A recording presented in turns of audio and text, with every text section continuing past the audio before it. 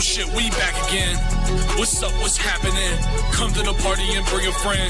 Fuck it, I'm bringing 10. Ooh, trying to chat a 10. Big boy trying to chat a 10. She said I was catchy. I said, yo, tap him in. Touchdown. Double cup, wow, I stuck smile when I puff loud. I touch clouds, catching touchdowns in my mind now, cause I'm zoned out.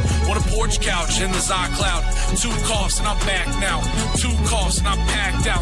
Somebody give me a drink before I gotta sit down. I'm making hits now with a smooth style. What's up, everybody? Welcome back to the Trash Talk Tailgate. I am your host, Dr. Preston Rowe. Unfortunately, Riley Puddin Peters could not be here tonight. He might be dead. I don't fucking know. But we're rocking and rolling without him. But we do have Jasper Jazzy Green, the executive producer. I'm in this bitch. He is in this bitch. You're just not going to see him because he doesn't have a camera. Because he lives in Alabama. No, I have a camera, just I don't want the people to see Alabama. Yeah, no, that's true. I don't want them to see what it's like here because it's a third world country.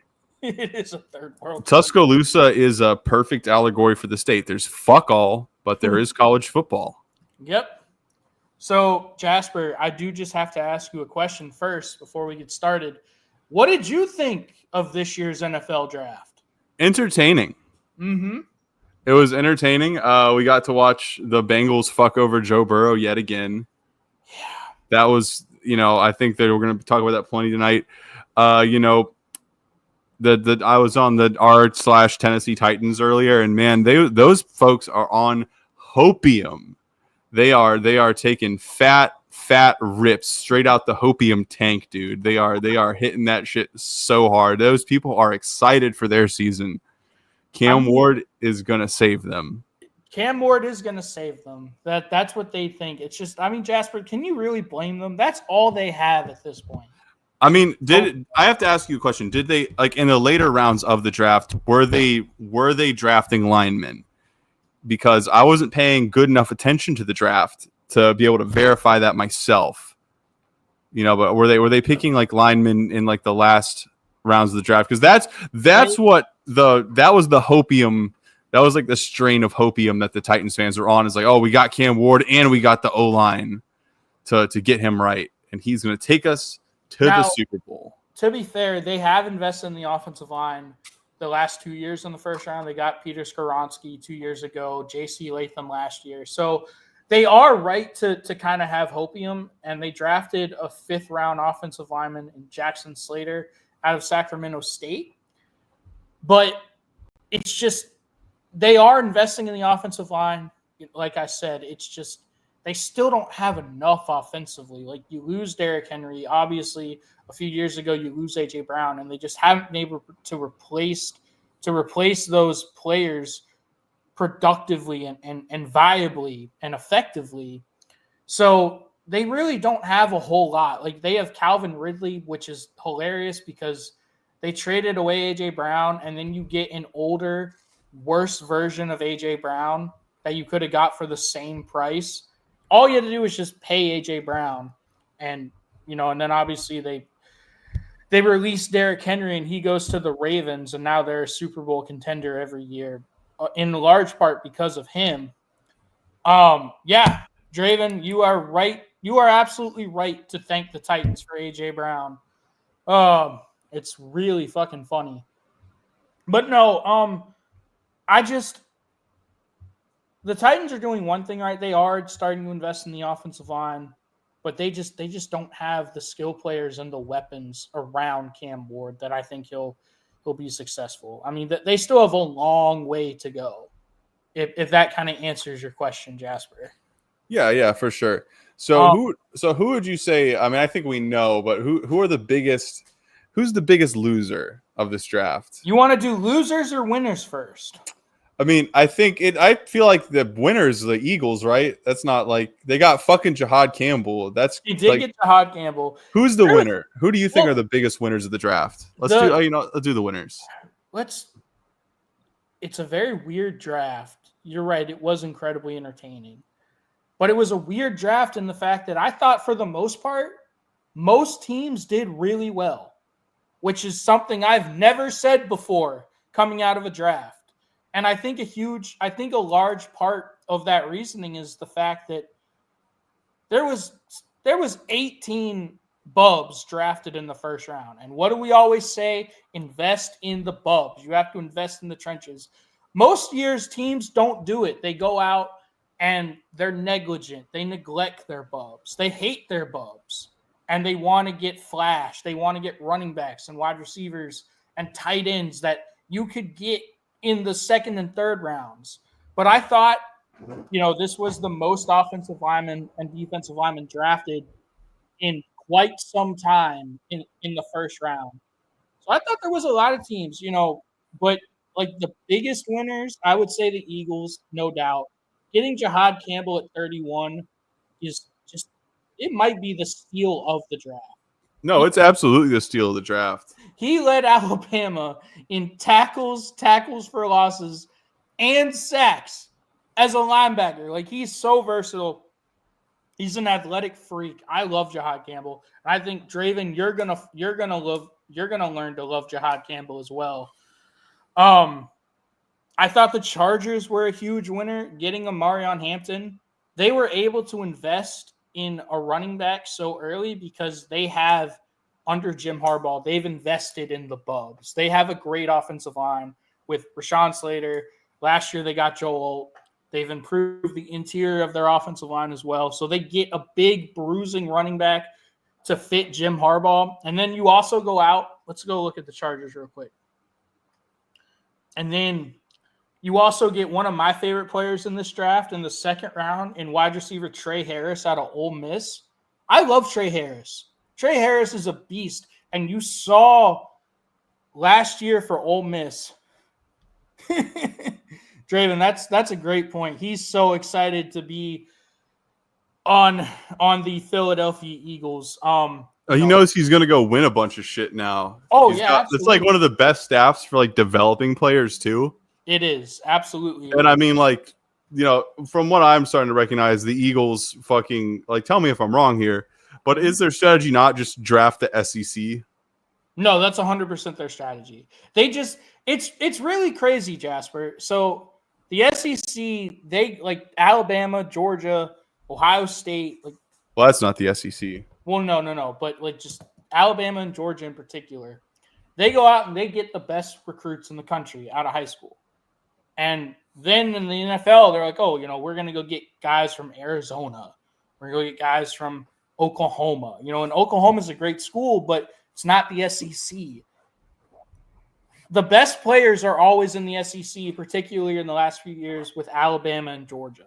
So the Eagles are just like, hey, we're just going to go get the best players from the best teams. And look how that's worked out for them. It's not rocket science. Yeah, no, it's not. And they respect the trenches. They absolutely respect the trenches. Which never made sense to me because it's the big men slamming each other's sport. So why would you neglect to get big men? Because teams think that you can win a bunch of games getting wide receivers and running backs and quarterbacks, which those are all very important. But if they can't get past the big men, they're fucked. No. And you saw it. How many times have we seen it time and time again where you don't have an offensive line and you have great skill guys, you have great wide receivers and running backs, and you might have a great quarterback. But if you can't block and protect up front, it doesn't matter. Those guys are useless. We saw it in the Super Bowl with Patrick Mahomes. Patrick Mahomes is amazing, but they couldn't protect him. And that shit was a blowout. Yeah, it was. It was, oh, God, it was an ass whooping. They opened up a can of whoop ass on them. But, I thought the Chargers were a huge winner. Getting Jamari Caldwell, the big nose tackle out of Oregon. He's 6'6", 335 pounds. Just the trenches, man. Just clog up the trenches, beef up the trenches, and you will be a successful football team. The Lions, obviously, I always think they're winners under Dan Campbell and Brad Holmes. But the Lions, I thought the Lions were huge winners going out. First of all, they had a huge need up front on defense because so many of their defenders got hurt last year. It wasn't even funny. So they were like, hey, you know what? We're going to go up. We're going to go beef up our defensive line, getting Tyreek Williams out of Ohio State, who I love. Yeah. And then they get maybe another steal of the draft, the Georgia guard Tate Ratledge in the second round. The Lions, you could argue, have the best offensive line in football, but they are still continuing to beef up their offensive line with quality linemen every single year, which is how you do it. They need the depth, man. That's the only thing that fucking stopped them. Exactly. They got injury riddled, and then the Commanders beat them. Exactly. Shout out Puddin', even though he can't be here. He's being rushed to the hospital from a horrific car crash or something. I don't know what happened to him. I don't know what happened to him either. He said he was coughing. I was like, oh, don't be a bitch. Anyway, so I thought the Lions were huge winners. They just, again, getting another lineman in the 5th round and Miles Frazier out of LSU, another SEC offensive lineman. It's not rocket science. The SEC has the best bubs in the country. So just go out and get the best bubs from the best conference in college football. And it's kind of crazy how that correlates, isn't it, Jasper? Yeah, dude. I think having a team with the best big dudes and the big dudes slamming each other, collision sport, makes a lot of sense. Yep. And then another winner that this shit, they always somehow do it. The Baltimore Ravens are a lot like the Philadelphia Eagles in that every year you're just like, how? Just how? How do you do it? How do you keep getting away with it? You get, to me, by far the best safety and maybe the best defensive back in general in this draft in Malachi Starks to already go with your elite all-pro safety in Kyle Hamilton. So you just beefed up your defense. You made your secondary so much better. And then you get a projected first-round pick who falls to you in Mike Green, the pass rusher.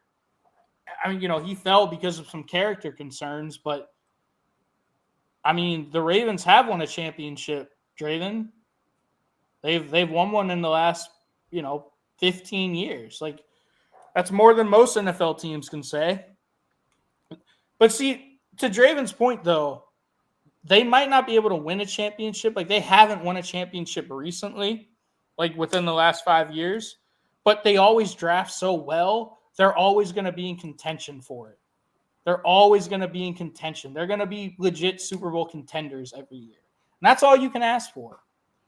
Getting Emory Jones, the offensive tackle in the 3rd round, is huge. Another LSU SEC bub. Just got to get the big ugly bastards, man. And then, Jasper, I'm going to go to your team next. Hell yeah. Yeah, dude. I thought the Steelers had a really great draft. Getting Derek Harmon, the big defensive tackle out of Oregon. A lot of people thought they would go quarterback here, and they didn't. Trenches. The trenches. Mike Tomlin is a defensive mastermind, and he knows you have to have big men to win football games consistently. You have to beef up the trenches. Caleb Johnson in the 3rd round, they didn't have a 2nd-round pick, but Caleb Johnson, the running back out of Iowa, he was Iowa's offense last year. Like, he was a beast for Iowa. So he's going to go fit right in. He's a Pittsburgh Steeler to me. Same thing with Jack Sawyer, the edge rusher, the pass rusher out of Ohio State. Like, he's just a big playmaker. You saw it in the college football playoffs, especially against Texas. Jack Sawyer is an absolute stud. He's going to fit right in. And then you go out and you get the Ohio State quarterback in Will Howard. Yeah, they waited. They did. And Will Howard, he might not be the starter, but I think he'll be a very good backup for them. Yeah, he's a reliable backup. He's solid. Yeah, he's very solid, Did he not just win a fucking natty? Nah, dude, no. What happened to him? He get injured? No, he did. It's just, if, Ohio State fans will tell you that their team won the natty, not necessarily Will Howard. Well, yeah, the team. I mean, Yeah. I mean, you need the team, but he's a national championship caliber. Yes. Like, you have to have some chops to go that fucking far. Mm-hmm. Yeah. Yeah, no, that's true. All right. Another huge winner that I thought, the San Francisco 49ers, man. They got who was maybe, he was one of my favorite players in the entire draft. They got Mykel Williams at 11. Oh, God. They lost so much defensively over the last few years that they knew they had to beef up their defense and get a lot younger and more athletic. And nothing sums that up more than Mykel Williams, the stout Georgia Bulldog and pass rusher. Like he's so raw. That's the thing. He was so productive at Georgia, but he's so raw. His ceiling is unlimited. I love that. And then you go up and you beef up your trenches again by getting Alfred Collins, the defensive tackle out of Texas. They lost so much on defense. And look, linebacker, corner, D tackle. CJ West for Indiana is a steal. I loved him. He was awesome. Just beefing up the trenches, especially on the defensive side of the ball. That's awesome. You go out, you get Curtis Rourke out of Indiana. I thought the 49ers had a great draft. I love the 49ers draft. I thought it was awesome. Yeah. I feel like they've always been a competent team. They've always been a competent team with John Lynch and Kyle Shanahan. It's just when you get to the Super Bowl, you know they're never going to win it. Just don't throw the fucking ball. Keep doing your daddy's run scheme. Mm-hmm. It's true. And you'll win because it works. You'll win a Super Bowl, Kyle, if you just stick to the Nepo baby script and run your daddy's run scheme. That's what I'm saying. Stick to the script, man. You're a Nepo baby. Own it. Yeah. Own being a Nepo baby. It's okay. This is America. This is a country. It's okay. It's okay, dude. The meritocracy is dead. It's Nepo baby time. It's the Nepo baby era of America. It's very obvious. Yep. So, just accept it, man. You got lucky. You got lucky to come out of his ball sack. Yeah. Another team that I really thought, I think, did an underrated job. I'm going to talk about underrated teams now. Yes. I thought the Arizona Cardinals did a very underrated job. They got Walter Nolan, who was, quite frankly, he was my second favorite defensive tackle in this draft. Like after Mason Graham, because the Dolphins, I think they kind of fucked up by taking Kenneth Grant ahead of him, the other D tackle. But Walter Nolan is a beast out of Ole Miss. I thought the Cardinals did a great job with that. And then they get a first-round talent who slid because of injury concerns, and Will Johnson. Will Johnson's a great zone corner. He's absolutely phenomenal when everything is in front of him and he can just read and react and break on balls. And you saw how many interceptions he had returned for touchdowns in his highlights. It's so perfect for him because the Cardinals play so much zone coverage. They play last year, they were one of the highest ranked teams in terms of defensive zone coverage throughout the entire NFL. And then Jordan Birch, the edge rusher out of Oregon, I think he's really good. Denzel Burke, the corner, getting their secondary. I'm not as high on Denzel Burke, but getting him in the 5th round, I think that's pretty good. He just got burned so much last year, and that's why his draft stock fell so much. He was considered a first-round talent going into this past season, and look how far he fell. But still, I like that. So I thought the Cardinals did a really good job. Now, you want to go ahead and move on to some losers? Fuck yes. This goes without saying. The Bungles. You drafted the one guy in the first round. Like you had so many guys available to you. You could have got Jahad. You could have got Jahad Campbell here, and I would have instantly said that you were a winner. I don't even care what the rest of your draft would have looked like. If you would have drafted Jahad Campbell here, you would have been a draft winner, in my opinion, because your defense was so bad last year. But no, you go out and you get the one pass rusher that had 4.5 sacks in 3 years is all athleticism, all just athletic traits, but no production. None. That's what you did in a position that you desperately need to help Joe Burrow not lose 45-40 every single game because your defense can't do jack shit. Yeah, when is it gonna be the final straw for Joe Burrow? Because I always ask myself that, because Joe Burrow is like one of those figures in modern football. You just I feel like everyone loves to watch him because everyone knows the Bengals are a bad. Everyone but Bengals fans, let's be honest here, knows the Bengals are a bad football team. Like, they suck balls, and the only reason they're ever a contender is because of our blonde goat, Mr. Joe motherfucking Shiesty.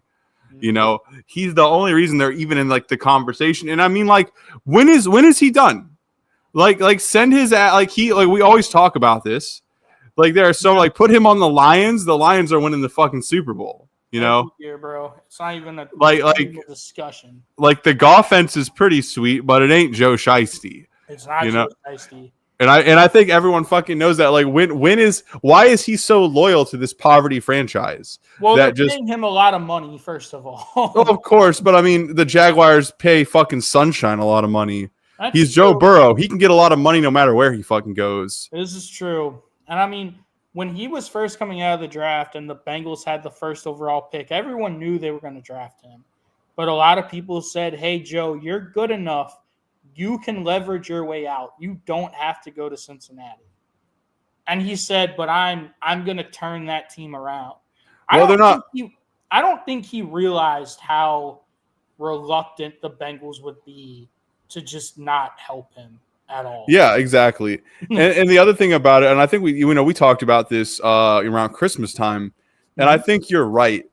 I think what you said is if he stays with the Bengals and the Bengals remain shitty, but he goes and wins them a fucking Super Bowl regardless, just off the might of his sheer prowess, he'll go down as one of the greatest of all fucking time right there. Doesn't even matter whatever the fuck else happens for the rest of his career. He's a great right there. And you pretty much said he knows that, and that was kind of your position, that's why he's still dealing with that hell. Speaking of Joe Burrow, you weren't there, but me and Riley were on earlier today, which is why it's weird he's not on right now. But I saw a video. He was abducted by aliens. Yeah, dude, he was abducted by aliens. I saw a video of Joe Burrow meeting all of the Bengals' new draft picks for the first time. And, and then he went up to Shamar Stewart, and you know what he said? What did he say? He said, let's get some sacks this year. And I was just like, Joe, you're going to be disappointed. This dude had 4.5 sacks in 3 years. And another stat that I think is just absolutely appalling is the fact that Shamar Stewart was a 5-star prospect coming out of high school. He was out of Miami, Florida. He had 8 sacks in his entire high school career. If you're that athletic, you should be dominating high school. So it's just the same story with Shamar Stewart. Texas A&M, they recruited him based on his elite athletic potential. He's not a good football player. And they didn't develop him. He never developed. So now it's the same story. He's the same player that he was in high school. That's what I'm telling you. Do you think that you could develop him into a monster? Or do you think he's far? It's just, I think I could.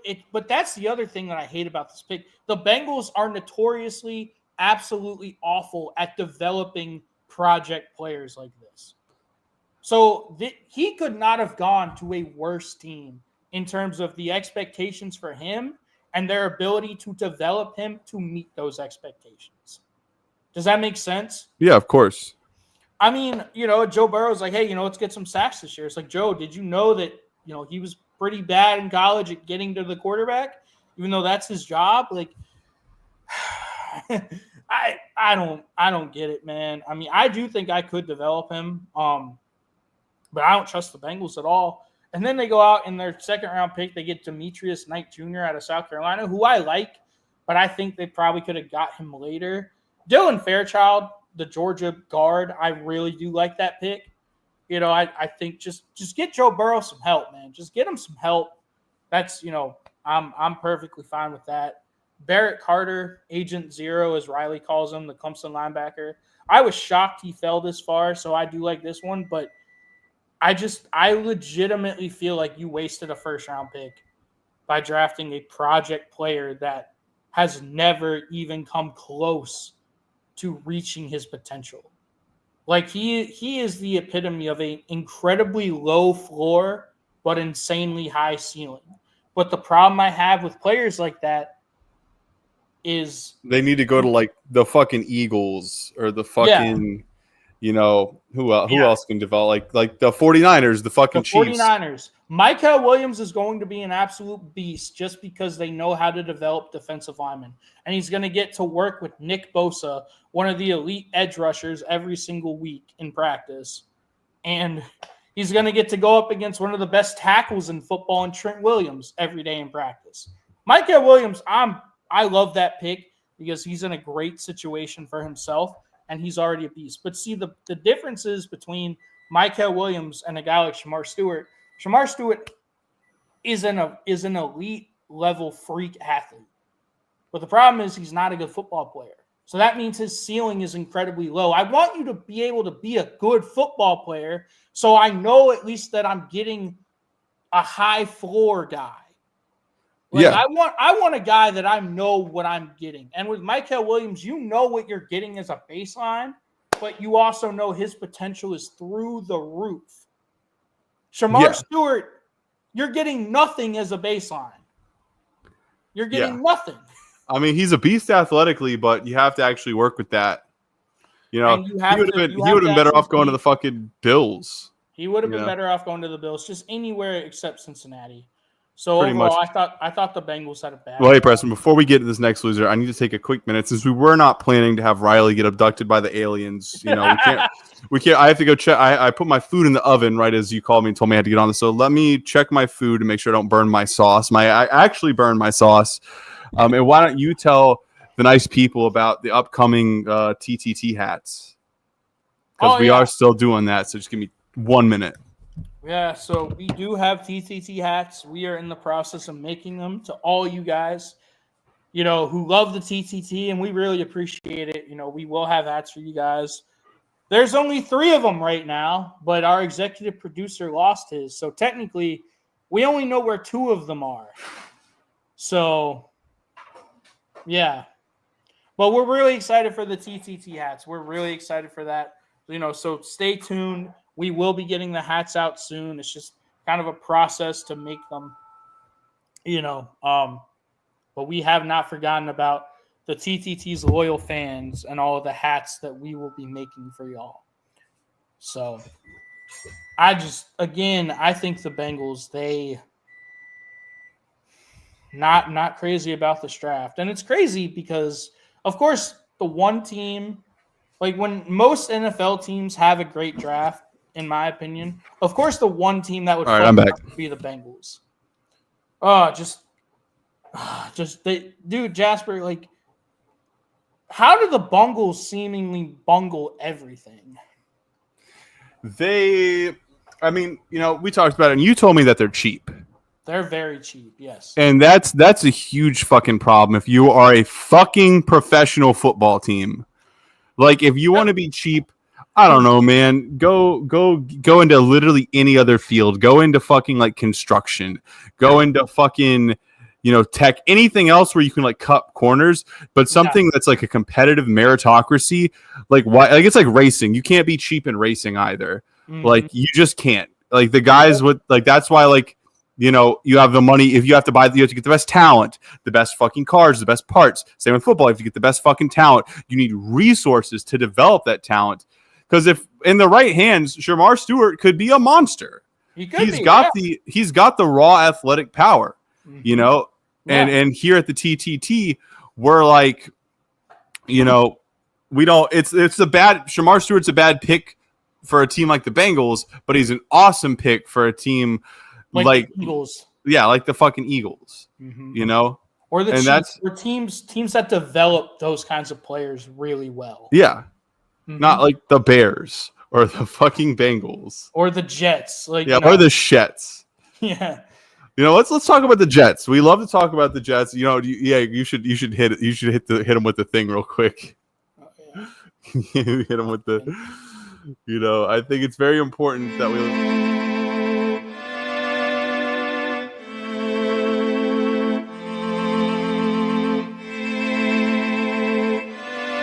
Thinking is overrated. It is overrated. It's really overrated. Were they losers in this draft, Preston? Did the Jets do what? How do you think the Jets did? I thought the Jets actually did well. Holy shit! I'm proud of the Jets, dude. Well, no, there was one thing that I did not like, but overall, I thought the Jets did well. They drafted a tackle. They invested in the Bubs. Thank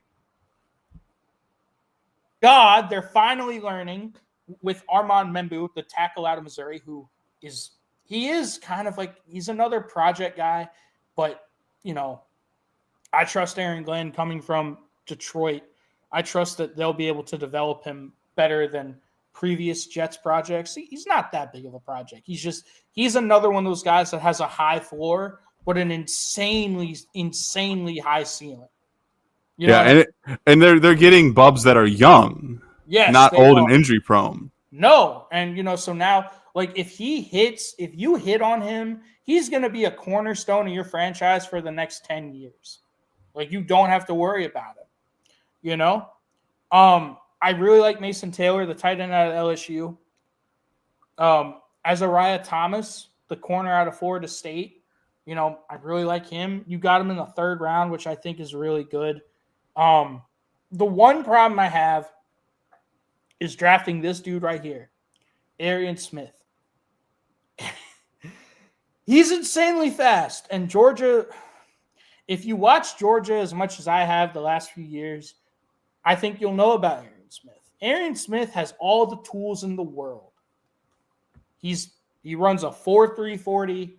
He's fast as fuck. He can accelerate. He can decelerate. He's just a freak athlete. The problem is he's a wide receiver. He's a wide receiver that has bricks for hands.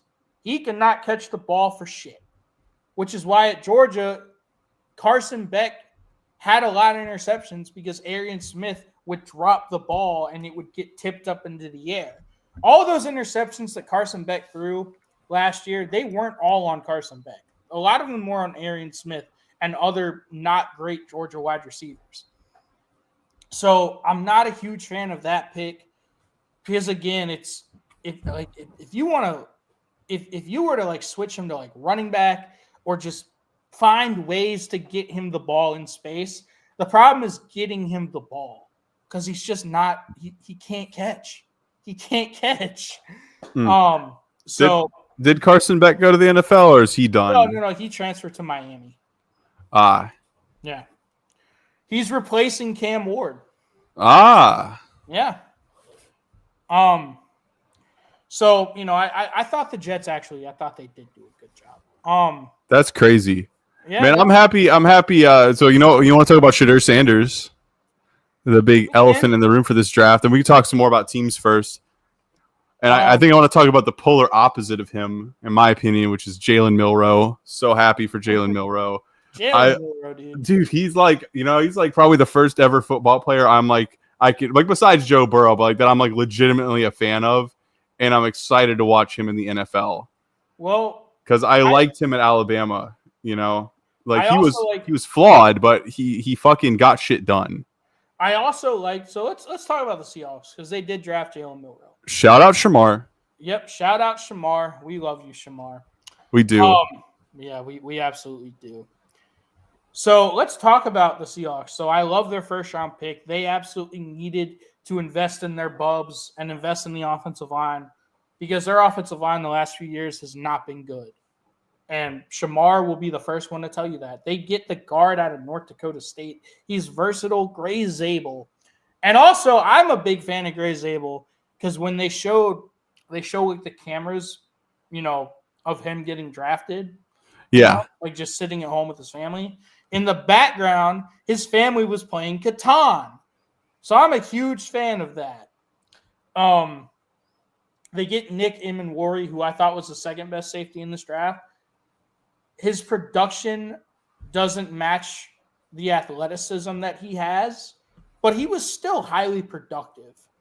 Like he's another guy that like he has a pretty high floor, but he has an insanely high ceiling if you're able to match his production to his athleticism. He's a freak athlete.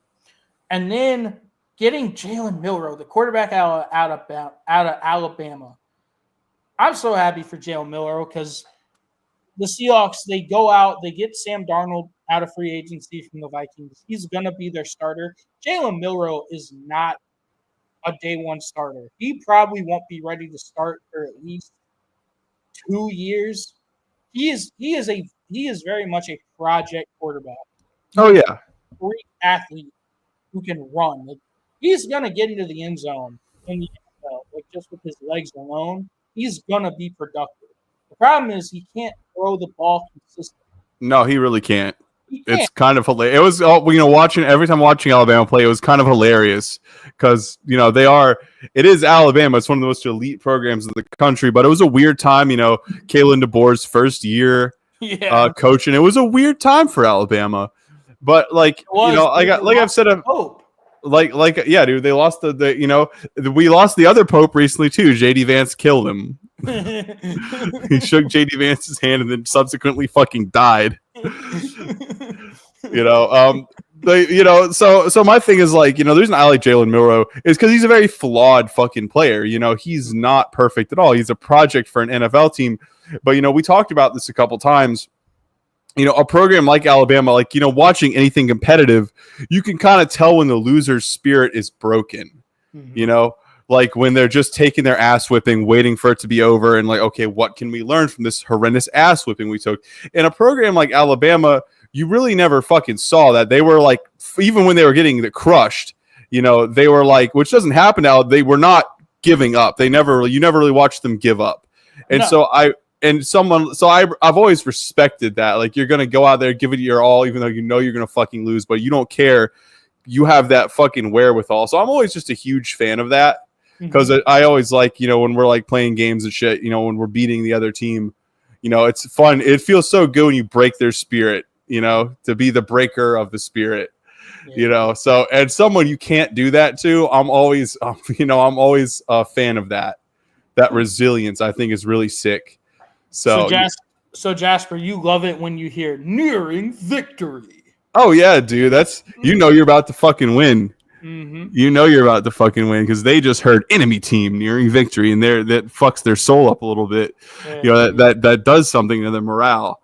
And in football, you see the time, you see that clock ticking, you see if they're up by 2 touchdowns, you got half a fucking quarter left, and then you go out there and still give it your all, you can still fucking win it because you just might. It's very hard to do in football because it is such a physical game. But when you can break the other team's spirit, you see it. Yeah, you can see it in their eyes. You see the life go out of them. Yeah, and I never saw that happen to fucking Jalen Milroe once. No. The time, and so it makes me excited for him. I think he's going to be a monster. And Jasper, you'll be able to talk about this because I know you watched this game. The thing that the Seahawks are going to be banking on is the fact that raw potential is there. But if you go back and watch the Georgia game first half last year, Jalen Milroe looked like a Heisman Trophy winner. Yeah, dude, QB power, dude. He's I've been jokingly calling him the CEO of cute quarterback power. Awesome. He's the CEO of quarter like that, man. He runs the ball like he's not a fucking quarterback. Yep. Yeah, the Chiefs did get broken. They got broken in the Super Bowl. 100%. Their spirit got broke. It was fucking amazing. Imagine, dude, the world's most watched sporting event, you get your spirit broken. Yeah. On your three-peat, too. On your three-peat. Of course, the resident Eagles fan loves that. Yeah, of course. Of course he would love that. So I do really like that, Jasper. I think Jalen Milroe sitting behind Sam Darnold, they're going to really try to develop him as a passer. He's going to he's going to be able to throw the ball then too, throwing the ball he's going to be Shamar's going to be a happy man in a couple of years when they bring that man out as a finished product. Yeah. So now let's talk about not finished products. Yeah, dude. The Bears. It's Our second favorite punching bag here at the TTT, the Cheese don't know, Pizza dude. Chicago Sometimes Deep Dish Bears. they might be my favorite punching bag sometimes. I go back and forth on that. Yeah, dude. How could you choose between your children? Exactly. The Bears, they get in. We talked about this a lot on our draft live stream. I was very curious what the Chicago Bears were going to do with the 10th overall pick because they got the offensive coordinator from the Lions, Ben Johnson, who I really love. You know, the Lions have had a great offense the last few years. Are they going to listen to him? But a huge reason for that is the Lions had maybe the best offensive line in football. It was either them or the Eagles. And, you know, so when you have a great offensive line, everything else is just so much easier. Everything it's just the best. When you have a great offensive line, everything clicks. But when you have a dog shit offensive line, everything goes to hell really, really fast. And then you put an overhyped QB behind that. Yep. You know, remember when we were at Riley's for his birthday and me and you were hanging out before they got home? We took the dogs on a walk and we met that Bears fan that looked homeless. Yeah, we did meet that Bears fan. And I hope he's doing well. I hope he's not homeless. No, yeah, I'm just joking. He just looks scraggly. My dog looks scraggly as hell. Yep. I'm pretty sure he lived there. I mean, that apartment complex is nice enough to where I feel like they're pretty good about keeping the homeless people out. Yeah. I feel like they would have grabbed his ass. Mm-hmm. But he, you know, we were watching clips of the fucking shit with him, and it's like Caleb Williams is, you know, as we were proven right, as the TTT was proven right, he's not that good. He's not that big a problem in the NFL, but it doesn't help that poor fucker that they don't protect his ass. No. Like, how is he supposed to get better when they're trying to sack his ass immediately and he can't even get away or anything? Yep. So I bring up Ben Johnson because I was really curious would he learn from Dan Campbell? Dan Campbell came into Detroit, and a huge reason for their miraculous, insane turnaround was they invested in the trenches. And you saw that in this year's draft. They still invested in the trenches despite having a great offensive line. Because your trenches got to be deep, and and the Lions trenches, right? As we saw last year, the trenches aren't deep enough, so they need deeper trenches. Because it's pretty obvious that the Eagles had the deepest trenches this last year. Absolutely, they did. Shout out Draven. And I was really curious, would Ben Johnson learn from Dan Campbell and build the trenches? Which they did not. They did not do that at all. They drafted a tight end, Colston Loveland, who I really love. I think he's a great tight end.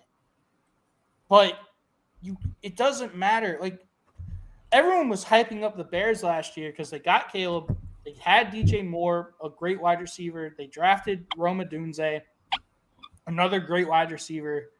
And they had Keenan Allen, another great wide receiver. Plus, they also had a great tight end in Cole Kmet. But me and Riley both said it doesn't fucking matter. They have a dog shit offensive line. They have a dog shit offensive line. And look how that played out, Jasper. They had a dog shit offensive line. You're right. I don't think Caleb is that generationally great, but you're not helping him at all by not giving him time. No, yeah. Yeah, no, you're not like, because it's like, you know, he has some talent, you know, like everyone, you know, even you said, you know, he's got a good arm. Mm-hmm. He's very athletic. He's got awesome athleticism. Yeah. But the guy is not, you know, he was dominant. I mean, like the reason he was such a fucking, you know, he was so good to watch in college is because like he was just that much more athletic than the people he was playing, you know, but in the NFL that doesn't work like that. Everyone's athletic. Yeah. Like you have to be a monster to make it to the NFL. And, you know, and like, as you said in one of those outtakes for the Caleb Williams video, like he's playing against like in college, he was playing against guys who are going to go off to sell insurance, you know? Yeah. But now in the NFL, this is career football players, They're feeding their families with this shit. Yeah, they're creating generational wealth with this shit. Some of them.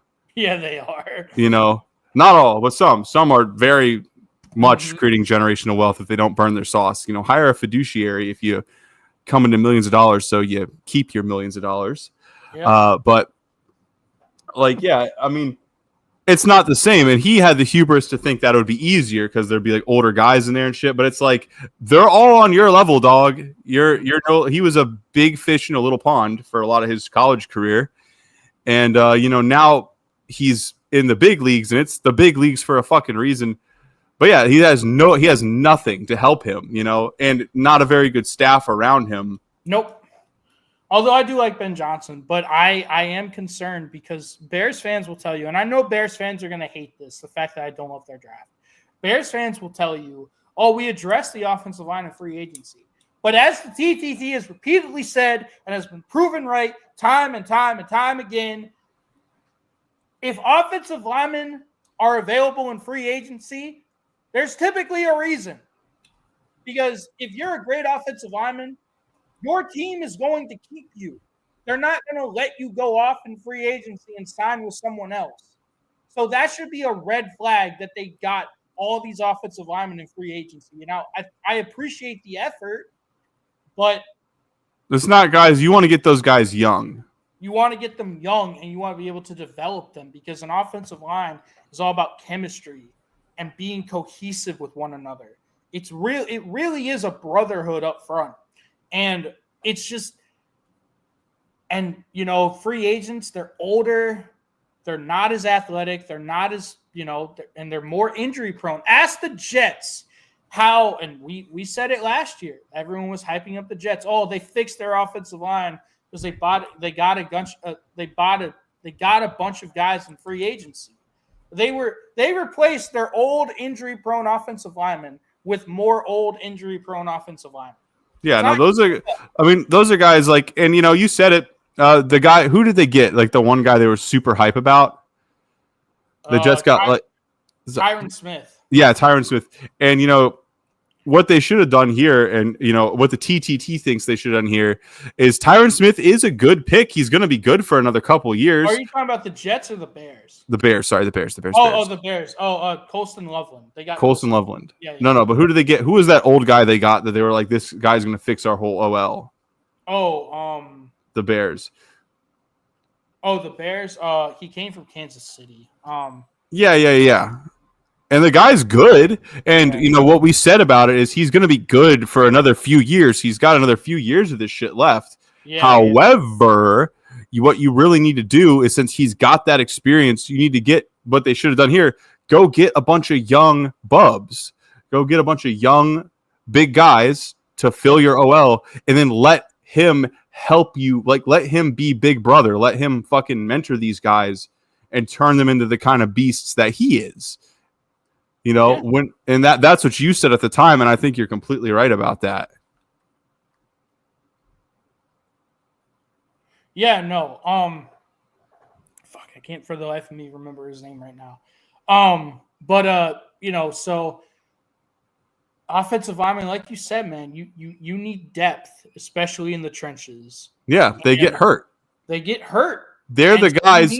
Those are the guys taking the multiple car crashes of force every fucking game. They are experiencing shit that requires immense levels of safety gear so they don't ruin themselves after the first fucking game. Like, what they do is incredibly fucking dangerous, incredibly fucking physically, will fuck you up real bad. Yep. You want young guys who's like, just your muscles are more fucking flexible when you're younger. Your body's in better condition after years and years of this shit. It has an expiration date, for everybody. Joe Thuney. It was the Chiefs all-pro guard, Joe Thuney. But he's older. They traded for Joe Thuney. He's an all-pro guard. Or he was with the Chiefs. But he's a lot older. There's a reason. If you're an all-pro caliber, that means you're the best of the best at your position, Jasper. Yes. That's what all-pro means. And imagine what that dude could do for the Bears if you gave him like 6 young guys to mentor. Exactly. Imagine what an asset that dude could be for you. But Jasper, we talked about it when they traded for him. You just watched the Chiefs' offensive line get absolutely demolished in the Super Bowl. Yeah. And the Chiefs are saying, okay, you know what? You were great for us, but you're not good enough anymore. So we're going to trade you. And the Bears are over the moon for that. And it's like, bro, it's not going to work out the way you think it is. I would have loved it That's because the bar is in hell for the Bears. That's true. But I don't think it's going to be that significantly better. Just ask the Jets how last year went. And I got ridiculed constantly for this by Jets fans, saying, oh, you replaced your old injury-prone offensive lineman with more old injury-prone offensive linemen. It's not going to work. And I hate it, dude. They got a tight end. Then in the second round, they draft wide receiver Luther Burden. I love Luther Burden. I thought he was the best receiver in this draft. But you don't need more skill. You already have DJ Moore. You already have Cole Kmet and Rome Odunze, who you spent a first-round pick on last year. And you also have DeAndre Swift. You don't need more skill guys. You need bubs up front. You need young blood in that offensive line to learn, like you said, from Joe Thuney. So they can grow and develop like they need to. Because Joe Thuney's obviously the man's a beast. The man's a monster. He's just older. He's older now. He's got a few good years left in him, but you can't put the whole thing on his ass. No, you can't. And here's the other thing, Jasper. This blows my mind. I've said for a long time that Ryan Poles, the Bears GM, might be the worst general manager in the NFL. He is a former offensive lineman who refuses to beef up the trenches. Sad state of affairs. It's a sad state. He's basically saying, yeah, my job wasn't important at all. Nope. No. In the big men slamming each other sport, we don't want big men that are healthy. Yeah, I was wondering if you'd see that. Jack Lee coming in with the top rope. Holy shit, that's awesome. Oh, Jack Lee, that's awesome. And then, you finally do get an offensive tackle in Ozzie Trepolo out of Boston College. But it's like, he's good, but he's not good enough. I don't think he was in that level of tackle in this draft where he would, he's not going to be a huge difference. He wasn't a Will Campbell. He's not a Kelvin Banks. He's not an Armand Membu. I appreciate the fact they did draft a tackle, but it's like, I don't know, man. I don't think it's enough. I don't think the Bears are doing enough. And I think the Bears still don't get it. And we will see. We will see what happens this year. I mean, Caleb needs protection, man. I don't care how good of a quarterback you are. You need protection.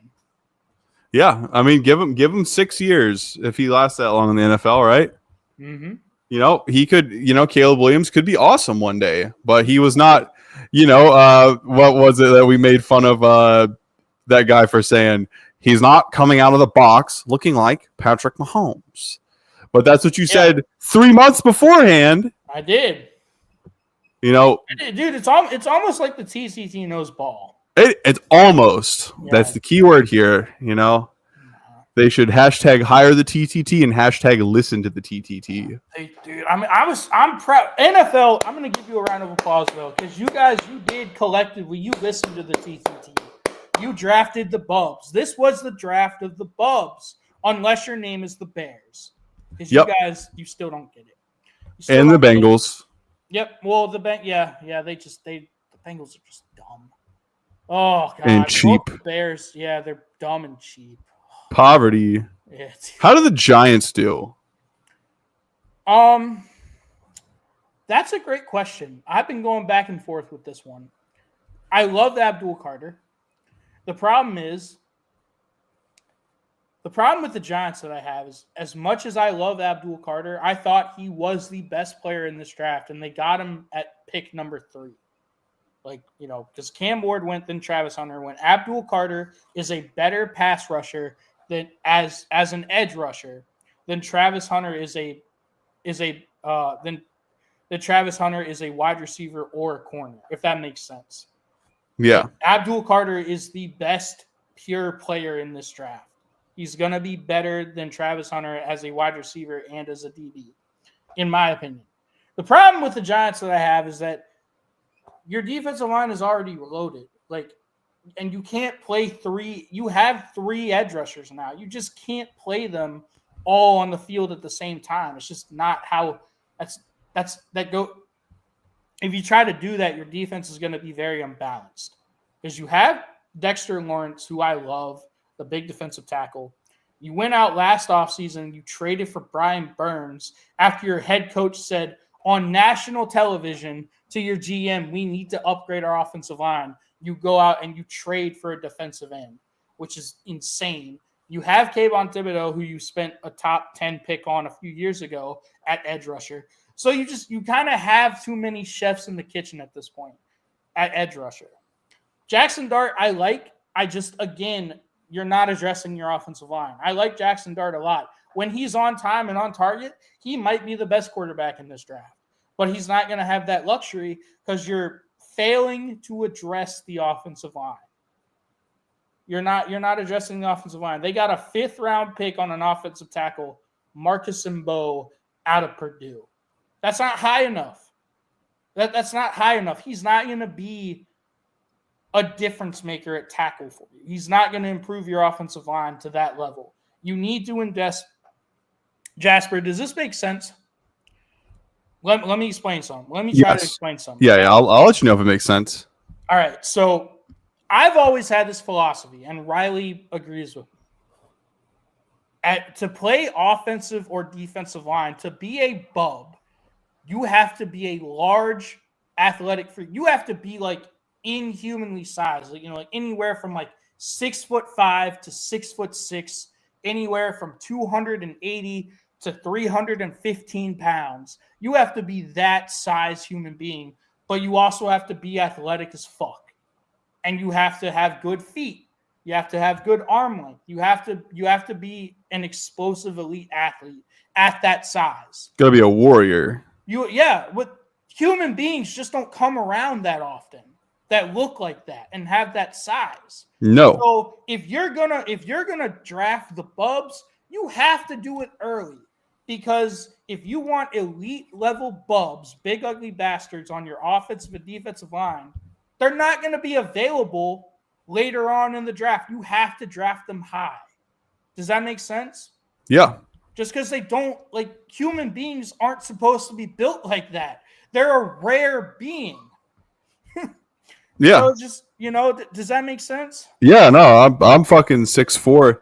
I'm taller than most people I come across, and I'm a fucking string bean of a man. Yeah. A big ugly bastard break my ass in half. Now, so it's like you won, to be a bub, you need to win 2 genetic lotteries. Yes, actually 3. You need to win the athleticism genetic lottery. You need to win the size and the height. That's 3 different genetic lotteries. You just got to fucking win. You do. And you have to have a body that can handle that punishment. You get all 3 of those things, but like me, my cartilage is shitty. Your cartilage might be shitty. Boom. You get fucking hit. Fuck your shit up. Oh, you can't play anymore. Yeah. So you really need to be kind of like a fucking special kind of person, just with your ability. Unicorn. Yeah. And, yeah. Fortunately here at the TTT, we do know one of those unicorns, the Riley Puddin-Peters. He just, but he had issues. He had to stop playing because of too many concussions. Our dog got 2 concussions at once and was a walking medical study and is now a miracle. Yeah. Our dog is an actual miracle, and we love him, and we hope the aliens, when they're done studying him, give a back. Yeah. Because, it's not the TTT without Riley. He's the talk. Not the TTT without Riley. I had to blow up your phone, and You did. No, I literally had a girl over, and she's like, "You should see what he wants," and I was like, "All right, fine." And then you hit me with, "Oh, you need to be on the fucking stream tonight." Well, there goes what I was doing. The TTT cockblocked you. I'm sorry, Jazzy. Just a little bit, but hey, man, we do it for the TTT. Yeah, dude, but that just shows you how powerful the TTT is becoming, and it's all because of you guys. So if you guys haven't already, comment, subscribe, all that good shit. Shout out to all of y'all who have been making our shorts, our draft shorts, blow the fuck up this last week. Yeah, absolutely. Awesome. Thank you so much. It's been awesome. It's a lot of work. It's a lot of work that goes into it, so we really appreciate that. We've got lots more content coming out for you guys. We love to talk ball here at the TTT. We just love it. Yeah, it's almost like we have a D1 football coach and someone who was willing to die for football. Yeah. Yeah, man. It's Well, I guess he wasn't willing to die for football because he did not play in college, and he would have been a problem for the one game he was healthy if he had played at Hampton Sydney. Yeah, Jasper. Yeah, I mean, yeah, it's crazy, man. But we appreciate all you guys. Those have been our draft winners and losers. But I mean, just, again, congrats to most teams because I think most teams listen to the TTT and they invested in the Bubs. Yeah, Really the year of the Bubs, and here at the TTT, that makes us so fucking happy. we respect the big men and the big men slamming each other's sport. Yep. But with that being said, we don't have Riley here. This was kind of a makeshift shit that we did. We have the TTT. We're of the opinion that on Sunday the TTT has to broadcast, and we will make sacrifices, obviously, to make sure the TTT broadcasts Sunday evening. Sunday is for football here at the TTT. Jasper didn't get his dick wet because the TTT needed him. Pretty much. Yep. I'm sorry, man, but we appreciate all you guys. It was a long shot. Yeah. That was a long shot. But, with that being said, we do got to get out of here, y'all. Yeah, we got to clean it up. Thank you guys so much, and we will see you next Sunday.